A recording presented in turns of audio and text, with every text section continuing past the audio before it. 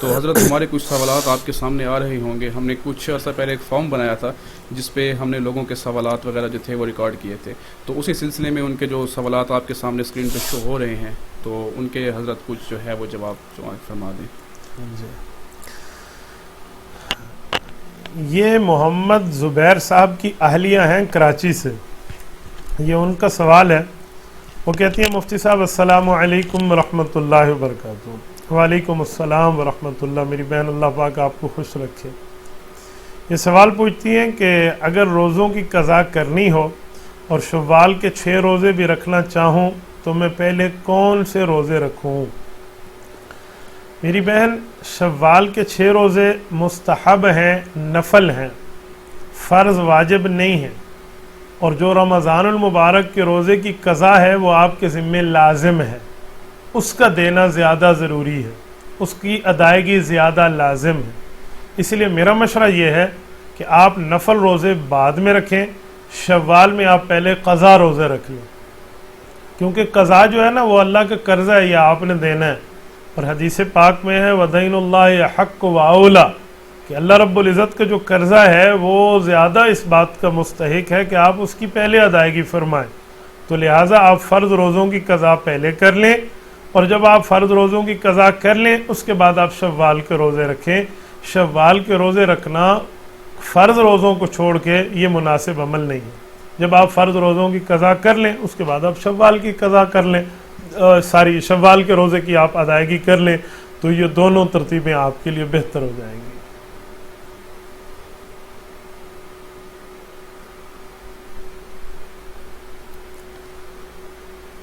یہ عبد الرحمن ہیں کلکتہ سے، انڈیا سے. یہ کہنا چاہ رہے ہیں السلام علیکم ورحمۃ اللہ. مفتی صاحب جو لوگ امام مسجد کے پیچھے نماز ادا کرتے ہیں اور کچھ دنوں کے بعد معلوم ہو جاتا ہے کہ یہ امام مسجد عقیدہ حیات النبی صلی اللہ علیہ وسلم کو منکر ہے، تو ایسے امام کے پیچھے نماز ہو جاتی ہے؟ اور اگر نہیں ہوتی تو جو نمازیں ہم پڑھ چکے ہیں اس کے بارے میں کیا حکم ہے؟ بھائی عبد الرحمن، نماز کے لیے جو بندہ امام مقرر رکھے نا اپنے سامنے، اس امام کا سب سے پہلے تو عقیدہ درست ہونا چاہیے. عقیدہ حیات النبی، اس کا انکار یہ بہت بڑا جرم ہے. اہل سنت والجماعت اہل حق سے بندہ نکل جاتا ہے جس وقت رسول اقدس صلی اللہ علیہ وآلہ وسلم کے عقیدہ حیات کا انکار کرتا ہے. تو رسول اقدس صلی اللہ علیہ وسلم وفات کے بعد اپنی قبر مبارک میں زندہ ہیں اور قبر کے قریب مسلمان کا سلام سن کے ان کو جواب عطا فرماتے ہیں. تو یہ بہت بڑی سعادت ہے. اس عقیدے کا منکر ہے آپ کا امام تو اس کے پیچھے قطعاً آپ نماز مت پڑھیے. جب آپ کے اور آپ کے امام کا عقیدہ سیم نہیں ہے، آپ کیوں اس کے پیچھے نماز پڑھتے ہیں؟ آپ کی نماز نہیں ہوگی. لہٰذا آپ بالکل اس سے نماز ہٹ جائیے اور صحیح العقیدہ امام کے پیچھے نماز پڑھیے.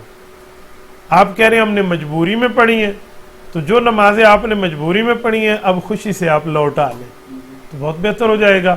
اسی لیے آپ اس امام کے پیچھے بچیے نماز پڑھنے پہ.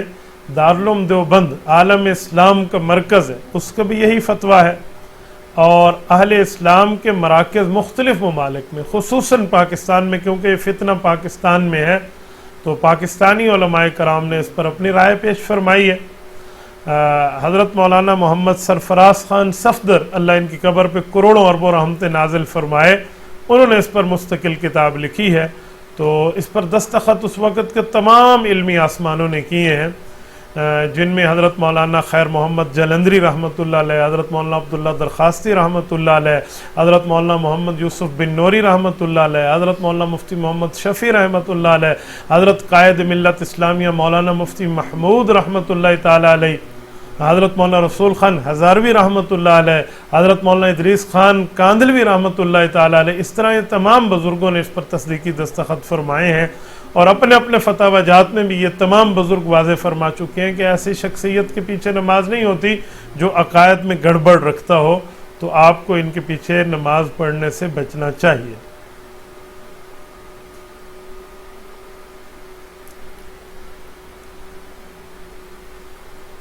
یہ سونیا صاحبہ ہیں، کراچی سے پوچھ رہی ہیں السلام علیکم مفتی عبدالواحد صاحب، اللہ پاک آپ کا سایہ سلامت رکھے۔ کہتی ہیں کیا ہم نفلی نماز میں قرآن پاک دیکھ کر پڑھ سکتی ہیں؟ تو ہمیں اس بارے میں شریعت کی روشنی سمجھا دیں۔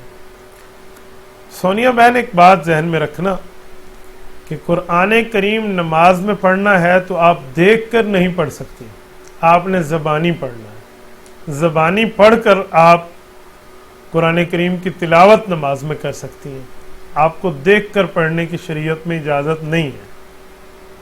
تو بعض لوگ قرآن کریم میں نے دیکھا ہے موبائل میں کھولے ہوئے ہوتے ہیں نماز کے اندر، یہ عمل کثیر ہے، عمل کثیر سے نماز ٹوٹ جاتی ہے۔ تو اس چیز سے احتراز کرنا چاہیے، اس چیز سے پرہیز کرنی چاہیے۔ مسلمان کی شان یہ ہے کہ قرآن کریم سینے میں ہو، تو جب قرآن کریم سینے میں ہو، یہی تو اہل اسلام اور امت مسلمہ کی امتیازی اور خصوصی شان ہے۔ ہم کوئی دوسری امتوں کے لوگ تو نہیں ہیں کہ وہ تورات، زبور اور انجیل کے ایک صفحے کو بھی حفظ نہ کر پائے، تو ہم تو قرآن کریم کے حفظ کے الحمدللہ حامل لوگ ہیں۔ تو ہمیں قرآن کریم دیکھ کر نہیں پڑھنا چاہیے نماز میں، ہمیں قرآن کریم زبانی پڑھنا چاہیے۔ ایک شخص مجھے کہنے لگا مولانا اس سے آسانی ہوتی ہے، تو میں نے کہا بھائی کل کوئی بندہ کہ مجھے پوری نماز میں آسانی ہے، دیکھ کے پڑھتا ہوں، سبحانک اللہم بھی، اعوذ باللہ بھی، بسم اللہ بھی، فاتحہ بھی، سورت بھی، التحیات بھی، سجدہ بھی، رکوع بھی، سلام بھی، درود پاک بھی دیکھ کر پڑھوں گا تو پھر اس کی نماز ہو جائے گی؟ کہتے ہیں نہیں۔ تو میں نے کہا پھر صرف سورت پڑھنے کی دیکھ کے آپ اجازت کیوں دیتے ہیں؟ کیا رسول اقدس صلی اللہ علیہ وآلہ وسلم نے خود اس کی اجازت دی ہے؟ کہتے ہیں جی نہیں۔ تو میں نے کہا پھر وہ ایک صحابیہ کو نماز پڑھانے کے لیے ایک بات کہ حضرت اماں عائشہ رضی اللہ تعالی عنہا کو غلام جو زکوان تھا وہ دیکھ کر قرآن کریم کی نماز پڑھایا کرتا تھا، تو اس کے تو کئی جواب ہیں کہ وہ نماز کے دوران دیکھ رہا تھا۔ محدثین نے تو اس کے ایک جواب یہ بھی لکھا ہے کہ وہ اسے نماز میں غلطی آتی تو سلام کے بعد وہ دیکھ لیتا تھا، مضبوط رکھتا تھا، پھر اس کے بعد پڑھ لیتا تھا۔ نماز کے دوران پڑھنے کی بات کہاں سے دیکھنے کی بات کہاں سے آ گئی؟ تو اس کی تو کئی جواب ہیں۔ بعضوں نے نماز کے دوران دیکھنے کی بات کی ہے، لیکن اس پر صحابہ کرام اور امت مسلمہ کے اتفاق اس عمل پہ نہیں ہے۔ لیکن اس کے بھی جواب موجود ہے کہ نہیں بھئی اس کے حفظ کچا تھا، وہ بعد میں اس کی تصحیح کر لیا کرتا تھا، تو یوں دیکھ کر وہ پڑھ رہا تھا۔ تو اس کے کئی جواب ہیں، اسی لیے اذا جاء الاحتمال بطل الاستدلال، جب ایک کے کئی مطلب آ جاتے ہیں تو پھر اس سے دلیل پکڑنا یہ ضروری نہیں رہتا، اس سے دلیل پکڑنا ختم ہو جاتا ہے۔ السلام علیکم ورحمۃ اللہ وبرکاتہ۔ مفتی صاحب میرا نام محمد طارق ہے اور میں ٹیکسلا پنجاب سے بات کر رہا ہوں۔ میرا سوال یہ ہے کہ میرے چچا زاد بھائی نے مجھے کچھ قرضہ دینا ہے، میں نے اس سے قرضہ وصول کرنا ہے، لیکن وہ مستحق زکوٰۃ بھی ہے، تو کیا اس کو میں زکوٰۃ کی مد سے قرضے کی معافی کی ادائیگی کر سکتا ہوں؟ میرے بھائی یہ بات یاد رکھیں کہ جب بندہ زکوٰۃ دے رہا ہوتا ہے نا تو اس کے لیے ضروری ہے کہ وقت ادائیگی اس کی زکوٰۃ کی نیت ہو۔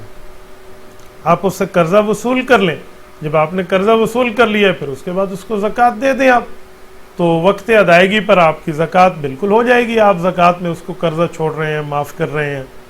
یہ میں لوگوں پر حیران ہوں۔ ایک شخص نے مجھ سے ایک دن پوچھا کہ مولانا میرے پیسے چوری ہو گئے، جب چوری ہوئے تو میرے اوپر زکوٰۃ بھی واجب تھی، تو اب میں انہی پیسوں کی نیت کر سکتا ہوں کہ وہ چوری والے زکوٰۃ میں کنورٹ ہو جائیں؟ میں نے کہا یوں نہیں ہو سکتا، ادائیگی کے وقت نیت ہونی چاہیے۔ ایک بندے نے آپ کے پیسے دینے ہیں نا، مستحق زکوٰۃ بھی ہے، آپ اسے زکوٰۃ میں معاف کرنا چاہتے ہیں تو وہ ہو سکتے ہیں، اور اس کی ترتیب میں نے آپ کی خدمت میں عرض کر دی ہے، اسی لیے مسائل پوچھ کے اس پر عمل کرنے کی ترتیب رکھا کریں۔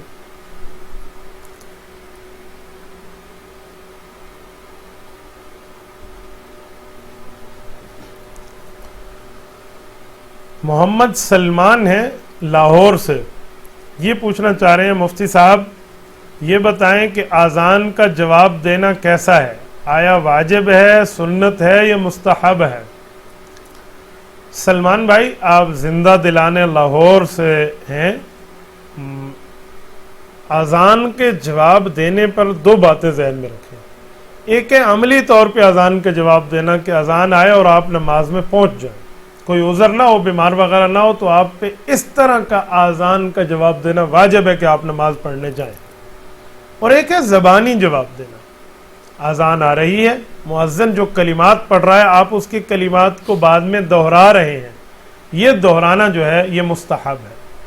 تو اذان کا جواب دینا عملی طور پہ نماز پڑھنے کے لیے واجب اور وہ مستحب ہے جو آپ نے لفظ کہے ہیں۔ حدیث پاک میں ہے فَيَقُولُ مِثْلَ مَا قَالَ الْمُؤَذِّنُ، فرمایا جو اذان دے رہا ہوتا ہے اس کے اذان کا جواب دیا کریں۔ تو اذان کے جواب کی دو ہی صورتیں ہیں، نماز پہ بھی جائیں اور اس کے لفظوں کو بعد میں دہرائیں جب وہ لفظ کہہ لیں۔ ساری اذان کو اسی طرح ہی آپ نے کہنا ہے، لیکن حی علی الصلاح یا حی علی الفلاح کے جواب میں آپ نے یہ الفاظ نہیں کہنے جو مؤذن کہہ رہا ہے، بلکہ آپ نے اس پر الفاظ کو بدل کے کہنا ہے۔ آپ نے الفاظ کو اشہد اللہ الہ الا اللہ کے جواب میں تو یہی الفاظ ہی آپ نے کہنے ہیں۔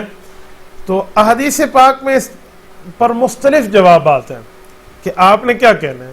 میں ایک بات مزید آپ کی خدمت میں، حدیث پاک آپ کے ذہن میں ہے نا کہ جب حی علی الصلاح کہے تو کیا کہے؟ لا حول ولا قوت الا باللہ۔ میں نے کیوں پوچھا ہے؟ صرف اس بات کو سمجھانے کے لیے کہ بعض اوقات چیزوں کی لوگوں کے ذہن میں نہیں ہوتا، تو اشہد اللہ الہ الا اللہ کے جواب میں تو وہی لفظ کہنا ہے، لیکن لا حول ولا قوت الا باللہ یہ حیالتین کے جواب میں، دونوں طرف کہنے کے جواب میں آپ نے کہنا ہے۔ الصلاۃ خیر من النوم صبح کے وقت کہا جاتا ہے، تو اس وقت آپ نے لا حول ولا نہیں کہنا، اس لفظ کے جواب میں صدقت و بررت و بالحق نطقت یہ الفاظ کہنے۔ اور اسی طرح اگر آپ اذان کے جواب کے ساتھ اقامت کا جواب بھی کہنا چاہ رہے ہیں تو قد قامت الصلاح تک تو آپ سارے نے وہی کہنا ہے، لیکن قد قام الصلاح میں ادامہ اللہ و اقامہ یہ الفاظ ہیں، یہ اذان کے جو، لیکن یہ مستحبات ہیں، آپ دیں ثواب ہے، نہ دیں آپ پر کوئی گناہ نہیں ہے، لیکن اذان کا جواب یوں دینا کہ اذان کے جواب میں آپ نماز پڑھنے کے لیے تشریف لے جائیں مسجد، یہ آپ پر واجب ہے اگر آپ کو کوئی عذر لاحق نہیں ہے۔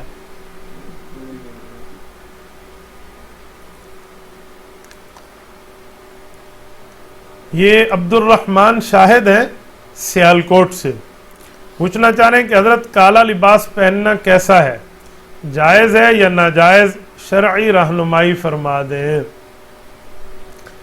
بھائی عبد الرحمن شاہد، کالا لباس پہننا بالکل جائز ہے، کوئی ناجائز نہیں ہے، لیکن اس پر دو تین باتیں آپ ذہن نشین کر لیں۔ آپ کالا لباس ان دنوں میں نہ پہنے جس دنوں میں اہل باطل پہنتے ہیں اور انہوں نے اپنے شعار کے دن کالے لباس کے طور پہ بنائے ہوئے ہیں، ان دنوں میں آپ نہ پہنیں تاکہ آپ کی ملابست اور مشابہت ان کے ساتھ لازم نہ آئے۔ عام دنوں میں آپ کالا لباس پہنیں، کوئی منع نہیں ہے، کالا لباس جائز ہے، لیکن جو علماء کرام منع فرماتے ہیں وہ اس بنیاد پہ فرماتے ہیں کہ پسندیدہ لباس نہیں ہے۔ پسندیدہ لباس شریعت میں سفید ہے، ورنہ کالے کی گنجائش ہے، کوئی منع نہیں ہے۔ ایک بات یہاں پر ذہن میں رکھنا کہ کالی پگڑی اللہ کے رسول صلی اللہ علیہ وسلم سے سفر میں ثابت ہے۔ دخل رسول اللہ صلی اللہ علیہ وسلم مکہ وعلیہ عمامۃ السوداء، صحیح بخاری میں ہے، رسول اکرم صلی اللہ علیہ وسلم مکہ کے سفر میں تھے، فتح مکہ کے موقع پہ رسول اللہ کی کالی پگڑی تھی، تو کالی پگڑی پہننا یہ بالاتفاق ٹھیک ہے، یہ اس طرح کا نہیں آتا۔ کالے لباس پر کچھ لوگ ہم سے سوال کرتے ہوئے کہتے ہیں کہ یہ جہنمیوں کا لباس ہے، بعض لوگ کہتے ہیں جی یہ فرعونیوں کا لباس ہے۔ تو آج تک مجھے اہل سنت والجماعت اہل حق کی کسی کتاب میں اس کا ثبوت نہیں ملا کہ کالا لباس پہنو گے تو جہنمی بن جاؤ گے، یہ میں نے نہیں پڑھا، نہ کسی آیت میں، نہ کسی حدیث پاک میں، نہ کسی صحابی رسول کے فتوے میں، نہ ائمہ اربعہ کے کسی عمل اور کسی فتاوے اور کسی جزیہ میں۔ آپ کو مل جائے آپ مجھے دکھا دینا، قرآن کریم سے، احادیث نبویہ سے، صحابہ اور امت کے اجماع سے، میں آپ کی بات کو بسر چشم قبول کروں گا۔ اہل حق کی کتب میں مجھے نہیں ملا، ہاں مجھے اہل تشیع کی کتابوں میں ملا ہے، ملا یاظر الفقی میں ملا ہے، اصول کافی میں ملا ہے کہ کالا لباس ان حضرات نے لکھا ہے کہ یہ جہنمیوں کا لباس ہے، جائز نہیں ہے۔ تو بابا ہمارا مسئلہ نہیں ہے یہ اہل تشیع حضرات کا مسئلہ ہے۔ پھر ایک بندہ مجھے کہنے لگا پھر اہل تشیع کالا لباس پہنتے کیوں؟ میں نے کہا بابا یہ ان کی کتاب میں، تو ان سے آپ پوچھ لیں، جو آپ اہل سنت والجماعت ہیں، تو آپ مجھ سے میری بارے میں پوچھیں گے تو میں نے آپ کو واضح بتایا کہ ہمارے ہاں یہ مسئلہ نہیں ہے، میں نے آج تک کہیں نہیں پڑھا۔ ایک بندہ مجھے کہنے لگا حدیث پاک میں اللہ کے رسول نے فرمایا کالا لباس فرعون کا لباس ہے اس لیے نہ پہنو. میں نے کہا بابا آج تک مجھے یہ حدیث پاک نہیں ملی, میں نے اس حدیث پاک تک اپنی پہنچ اپنی رسائی نہیں رکھی. آپ احسان فرمائیں, آپ مجھے رسول اکرم صلی اللہ علیہ وسلم کا یہ فرمان دکھا دیں. بابا جنہوں نے ان کو منع لکھا ہے وہی لوگ پہن رہے ہیں, آپ انہی سے مسئلہ انہی کا پوچھیں. ہم اہل حق اہل سنت والجماعت ہیں, ہمیں ہمارے دلائل مسائل فضائل میں آج تک مجھے نہیں ملا. ہاں کسی کو ناپسند ہو کہ نہیں پہننا چاہیے, وہ اس کی ناپسندیدگی اپنی پرسنل رائے تو ہو سکتی ہے, لیکن اب میں اپنی رائے کو شریعت کا مسئلہ بنا کے کہہ دوں بھائی کالا لباس ناجائز ہے آپ نہ پہنے, ایسی بات میں تب کروں گا جب میرے پاس کوئی پروف, کوئی ثبوت, کوئی ایویڈنس ہو, اور اس پر پروف ایویڈنس اور ثبوت میں نے آج تک اپنی نظر میں نہیں دیکھا.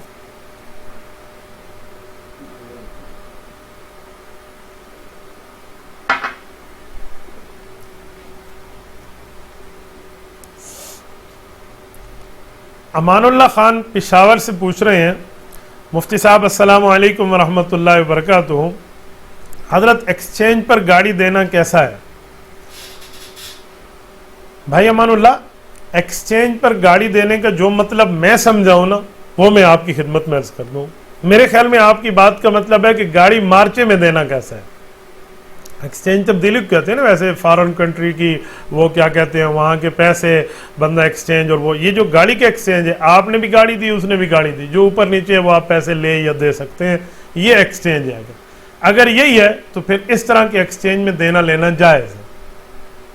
آپ کے پاس پرانی گاڑی ہے, سامنے والے بندہ جس سے آپ خرید رہے ہیں اس کے پاس نئی گاڑی ہے, اس کو ضرورت پرانی گاڑی ہے باقی اس کو پیسے چاہیے, آپ کی ضرورت نئی گاڑی ہے باقی آپ پیسے دینا چاہتے ہیں, تو آپ ایک دوسرے کے ساتھ گاڑی کا معاملہ طے کر لیں اور وہاں پر بیٹھ کر طے کریں کہ یہ کاروبار نقد ہے یا ادھار ہے. اگر ہے نقد تو آپ فوراً یدم بیدن ہاتھ در ہاتھ لینا اور دینا کر لیں, جو آپ کے ساتھ معاملات آپ کا آپس میں طے ہو. اور اگر ہے ادھار کا تو پھر دو باتیں طے ہونی چاہیے کہ یہ قسط کس ترتیب کی ہوگی, نمبر 2 کل پیسہ کتنا ہوگا, کل مالیت بھی طے کر لیں. مثلا 50,000 گاڑی آپ 70,000 پہ دے رہے ہیں یا لے رہے ہیں, تو بھئی یہ 20,000 جو اوپر آ رہا ہے یا 50,000 اوپر زیادہ آ رہا ہے, اس کو کتنے عرصے میں ختم کرنے. دو باتیں طے ہو, قسط بھی طے ہو اور اماؤنٹ بھی طے ہو, اتنے دنوں میں ہم نے دینے. یہ میں نے کیوں کہا ہے, ایک بات سمجھانے کے لیے کہ لوگ اس میں ایک ناجائز کام کر لیتے ہیں. وہ ناجائز شرط کیا ہے, وہ یہ کرتے ہیں مثلا 1 سال کی قسطوں پہ چیز اٹھا لی, اب اس بیچارے نے 2 ماہ بعد قسطیں دینی تھی اور 1-2 قسط اس سے شارٹ ہو گئی, تو یہ اس کے اوپر مالی جرمانہ رکھ دیتے ہیں, آپ نے 2 قسطیں شارٹ کی ہیں لہٰذا آپ اتنے پیسے زیادہ دیں. بابا وہ 2 قسطیں شارٹ کرے یا 10 قسطیں شارٹ کرے, آپ اس سے پیسہ وہی لے سکتے ہیں جو آپ نے طے کیا ہے. زیادہ لینا آپ کے اوپر حرام ہے, یہ سود ہے, یہ غلط ہے, ناجائز ہے, منع ہے. تو اس بنیاد پہ 2 باتیں طے کر رہا ہوں کہ آپ اس سے مالیت بھی طے کر لیں اور وقت بھی طے کر لیں. یہاں پر اگر آپ کے ذہن میں یہ سوال آئے کہ بھئی اگر اس کے اوپر ہم جرمانہ نہ رکھیں قسط لینے میں, اگر لیٹ کر دے تو وہ لیٹ ہی کرتا رہے گا, ڈراوے کے لیے ہم جرمانہ رکھتے ہیں, تو بھائی ڈراوے کے لیے آپ حرام شرط کیوں رکھتے ہیں؟ اگر آپ کو اس کے اوپر یقین نہیں تھا تو آپ نے اس کے ساتھ یہ مالی لین دین کیا کیوں ہے؟ یا تو پہلے اس سے کوئی تحقیق لے لیں, پہلے اس کی کوئی سرچنگ کر لیں. جب آپ اس پر مکمل اعتماد فرما کر کاروبار کا لین دین شروع کر رہے ہیں تو پھر آپ کو اب اعتماد کرنا پڑے گا, وہ 1 شارٹ کرے یا 2 شارٹ کرے.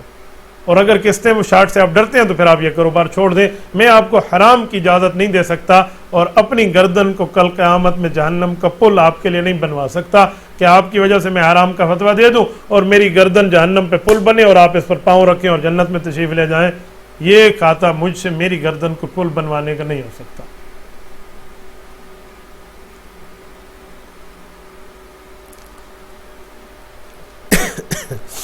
یہ محمد عبید صاحب ہیں, چترال سے پوچھتے ہیں, کہتے ہیں مفتی صاحب کیا میں آپ کے بیان لکھ کر آگے بھیج سکتا ہوں یا جمعہ میں پڑھ کر سنا سکتا ہوں؟ مہربانی فرما کر آپ مجھے اس کی اجازت دے دیں.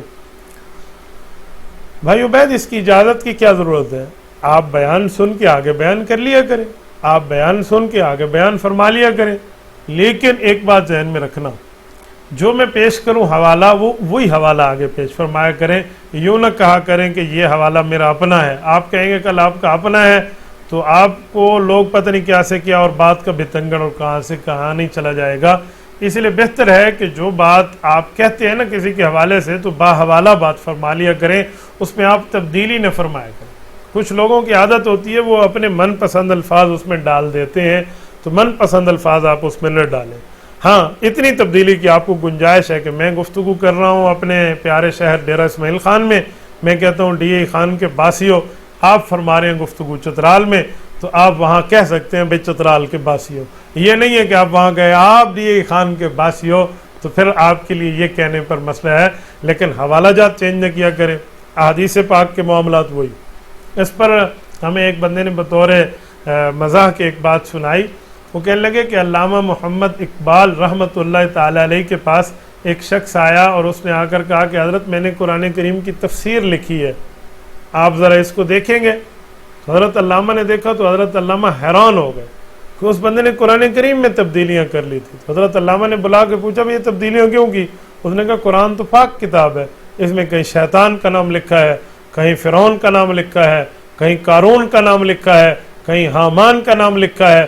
تو پاک کتاب میں یہ پلیت نام تھے, میں نے شیطان کا نام کاٹ کے اپنے دادے کا نام لکھ دیا, فرعون کا نام کاٹ کے اپنے ابے کا نام لکھ دیا, قارون کا نام کاٹ کے اپنا نام لکھ دیا. میں نے کہا کہ یہ اچھے نام. انہوں نے کہا واقعی تو ہی ایسے کر سکتا ہے.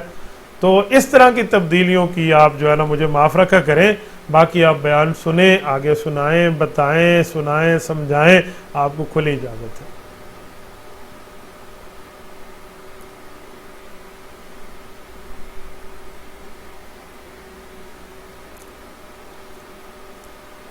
ملک محمد احمد لاہور سے پوچھتے ہیں مفتی صاحب کبیرہ گناہ ہو تو توبہ کیسے کی جائے اور ہمیں کیسے پتہ چلے گا کہ ہمارا گناہ معاف ہو گیا ہے یا ابھی نہیں ہوا؟ ملک محمد احمد صاحب جب گناہ ہو جائے تو قرآن کریم کہتا ہے یا ایھا الذین آمنوا توبوا الی اللہ توبۃ نصوحا, کہ آپ توبۃ نصوحا کر لیں. توبۃ نصوحا کسے کہتے ہیں؟ پکی توبہ. یہ اللہ رب العزت نے 28ویں پارے کے آخری صفحے پہ بیان فرما دیا. تو پکی توبہ کے علماء فرماتے ہیں کم از کم 3 شرطیں ہیں. نمبر 1, اس گناہ کو جو آپ کر رہے ہو اس کو فوراً چھوڑ دو. یہ نہ ہو گناہ بھی جاری اور توبہ بھی جاری ہو, گناہ کو چھوڑو. نمبر 2, اس پر شرمندہ ہوں کہ اللہ مجھ سے غلطی ہوئی, مجھے نہیں کرنا چاہیے تھا. نمبر 3, آئندہ نہ کرنے کا عزم آپ کے اندر ہو, عزم بالجزم, پکا ارادہ ہو کہ میں نہیں کروں گا.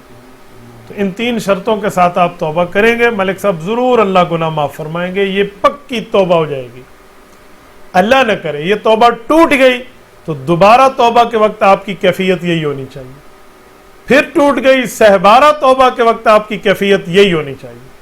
اگر ایک دن میں 70 مرتبہ بھی گناہ ہو جائے اور 70 مرتبہ آپ کی کیفیت یہی ہے, آپ کی توبہ قبول ہے.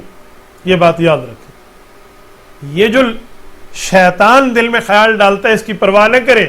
شیطان کیا خیال ڈالتا ہے کہ ایک بندے سے 2 بار معافی مانگو, تیسری بار وہ کہتا ہے شرم کر, چوتھی بار معافی مانگ رہا ہے, اے تانے دیتا ہے.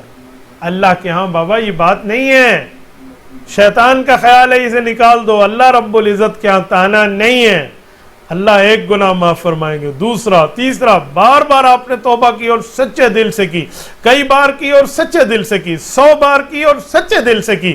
وہی 3 شرطیں جو میں نے بتائی ہیں, اللہ ہر بار معاف کریں گے. پچھلے کی آپ کو اللہ رب العزت کسی قسم کی کوئی تانا زنی نہیں فرمائیں گے. غفرت لک ولا ابالی, رب معاف فرما دیں گے. اللہ فرماتے مجھے کوئی پرواہ نہیں. اور جسے پرواہ نہ ہو وہ تانے نہیں دیا کرتا, اور جسے پرواہ ہو وہ تانے دیا کرتا ہے. تو رب العزت کا معاملہ ایسا نہیں ہے. اسی لیے آپ یہ بات اپنے ذہن سے نکال لیں کہ ہمارے گناہ معاف ہوں گے یا نہیں. بابا مسلمان نے ہاتھ اٹھایا وہ ضرور قبول ہوگا. فضل ارشد صاحب ہیں کراچی سے, پوچھتے ہیں کہ کیا کپڑوں کی دکان میں انسانوں کے ماڈلز لگانا جائز ہے یا نہیں, رہنمائی فرما دیں. بھائی فضل ارشد صاحب ایک بات ذہن میں رکھیے, ماڈل انسان کے لگائیں اپنے کلاتھ ہاؤس میں, لیکن اس کی شکل نہیں ہونی چاہیے, چہرہ نہیں ہونا چاہیے.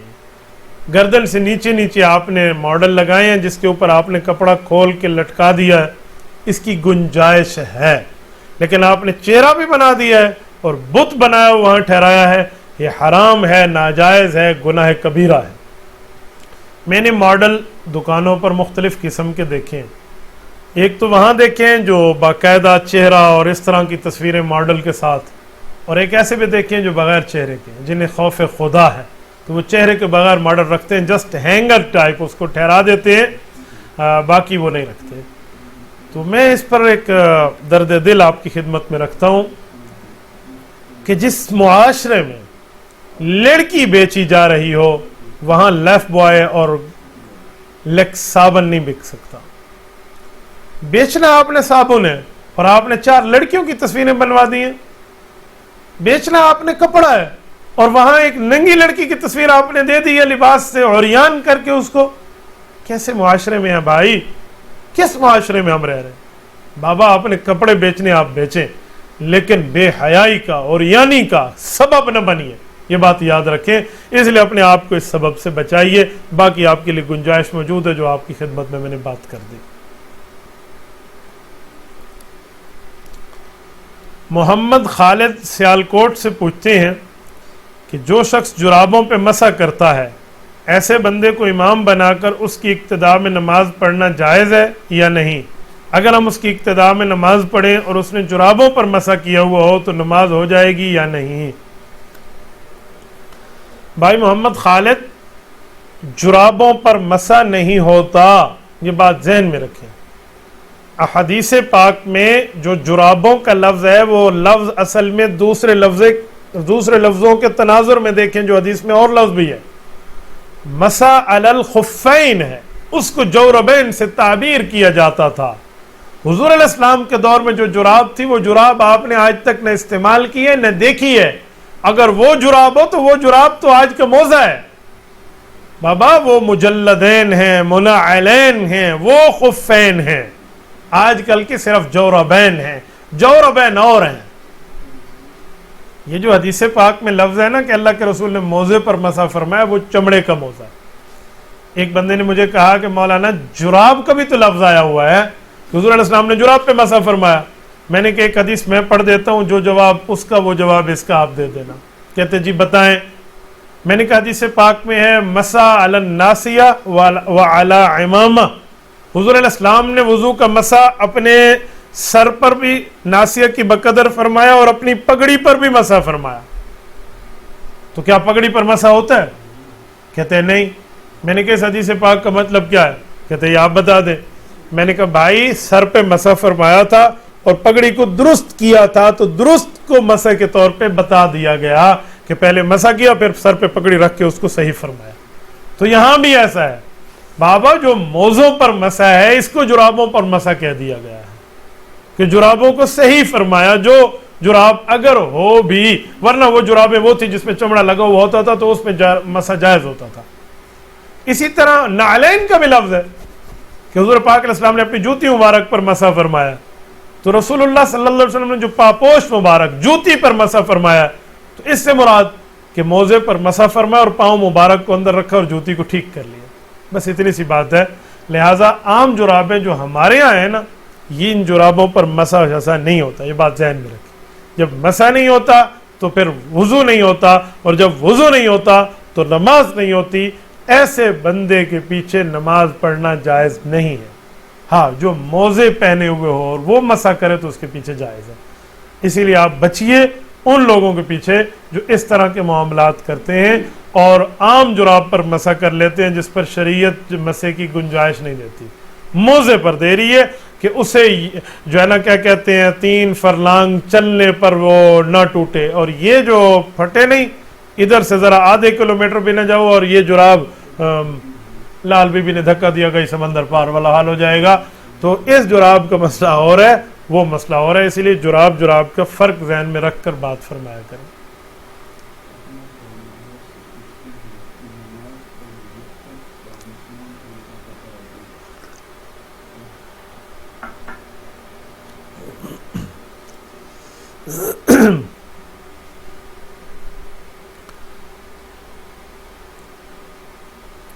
یہ بھائی محمد علی ہیں، سکھر سے ہیں، یہ پوچھنا چاہ رہے ہیں کہ آپ لوگوں کو معلوم ہوگا کہ بعض حضرات یہ سوال کرتے ہیں کہ ہمارے معاشرے میں ایک کہاوت عام ہے کہ اگر والد زنا کرتا ہے تو اس کا قرض بیٹی چکاتی ہے. یہ بات شریعت میں کس حد تک سچ سمجھی جا سکتی ہے؟ محمد علی، آپ کا بہت اچھا سوال ہے کہ باپ زنا کرے تو بیٹی ہر صورت اس کا قرض چکائے گی. یہ بات ہم نے شریعت میں کہیں بھی نہیں پڑھی. اس طرح نہیں ہے کہ گناہ ایک کا اور بدلہ دوسرے کو مل رہا ہو، یوں نہیں ہے. ایک چیز ہے جو میں آپ کی خدمت میں عرض کیے دیتا ہوں. حضرت امام شافعی رحمۃ اللہ تعالی علیہ کا ایک قول ہے کہ اگر بڑے نیک ہوں گے تو ان کے چھوٹے نیک ہوں گے. اس سے شاید آپ نے یہ سمجھ لیا. اور حضرت امام محمد بن ادریس الشافعی رحمۃ اللہ تعالی علیہ کا یہ قول بھی دراصل ایک حدیث پاک کی بنیاد پہ، ایک طویل حدیث ہے، طبرانی میں موجود ہے. حضرت عبداللہ بن عمر رضی اللہ تعالیٰ عنہ کے واسطے سے کہ اللہ کے رسول صلی اللہ علیہ وسلم نے فرمایا کہ تم پاک باز رہو تو تمہاری گھر کی خواتین پاک باز رہیں گی. اس کی بنیاد پہ اگر کوئی یہ کہہ دے کہ والد کے قرض کا بدلہ، زنا کے قرض کا بدلہ بیٹی چکائے گی، تو یہ اس معنی میں تو ٹھیک ہو جائے گا کہ جب کھلے عام والد زنا کرے گا اور اس کی یہ غلطیاں ہر جگہ موجود ہوں گی اور سب کے علم میں ہوگا تو اس کی اولاد پہ اس گناہ پہ جری ہونا ہو جائے گا اور اس کی اولاد کے دل سے گناہ کی ہیبت نکل جائے گی اور اللہ رب العزت کی نافرمانی کا ڈر نکل جائے گا اور وہ بھی یہ زنا کرتے پھریں گے. تو اس معنی میں تو کہا جا سکتا ہے کہ بیٹی قرض چکائے گی، ورنہ معاشرے کو پاکیزہ رکھنا چاہیے. ہمیں معاشرے کو پاک رکھنا چاہیے، ہمیں ان جیسے معاملات سے بچنا چاہیے. تو اللہ پاک ہم پاکیزہ رہیں تو اللہ ہماری نسلوں کو بھی انشاءاللہ تعالی پاکیزہ رکھیں گے. اللہ آپ کو اور ہمیں صراط مستقیم عطا فرمائے. اللہ آپ کو اور مجھے خوش و خرم رکھے. میری طبیعت نے اس حد تک ساتھ دیا ہے، اس لیے میں چند باتیں آپ کی خدمت میں کہہ پایا ہوں. انشاءاللہ آپ دعا فرمانا، طبیعت ٹھیک رہی تو انشاءاللہ آپ کا ساتھ رہے گا. السلام علیکم ورحمۃ اللہ وبرکاتہ. إلهي واسع الكرم ورب البيت والحرم إليك أتيت